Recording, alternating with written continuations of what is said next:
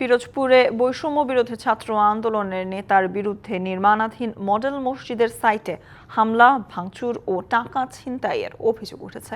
দুপুরের দিকে মোসাব্বির মাহমুদ সানির নেতৃত্বে ৩০-৪০ জনের একটি দল পিরোজপুর পৌরসভার কাছে নির্মাণাধীন মডেল মসজিদের সাইটে হামলা করে।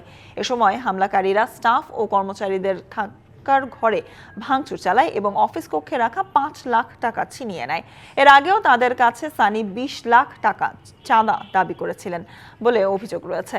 মডেল মসজিদের সাইটে হামলার পরপরই পিরোজপুরের বলেশ্বর ব্রিজের টোল সংগ্রহের ঘরেও আগুন দেয়া হয়। তবে এসব অভিযোগ অস্বীকার করেন অভিযুক্ত সানি।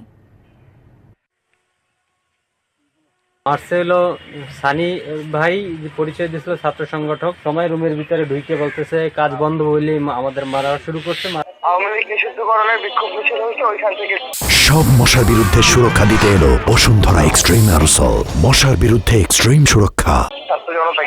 আমরা বলছি না, আমরা রিটেন্ডার হবে, মালিক লাইসেন্সে কাজ করতে পারবে না। মুসাব্বির হোসেন সানি সে নাকি এসে 2 দিন আগে এসে চাঁদা চেয়েছিল, তারপরে চাঁদা আজকে এসে সে নাকি ভাঙচুর করেছে এবং এখানে তাদের যে 5 লাখ টাকা ছিল সেটা নাকি নিয়ে গেছে।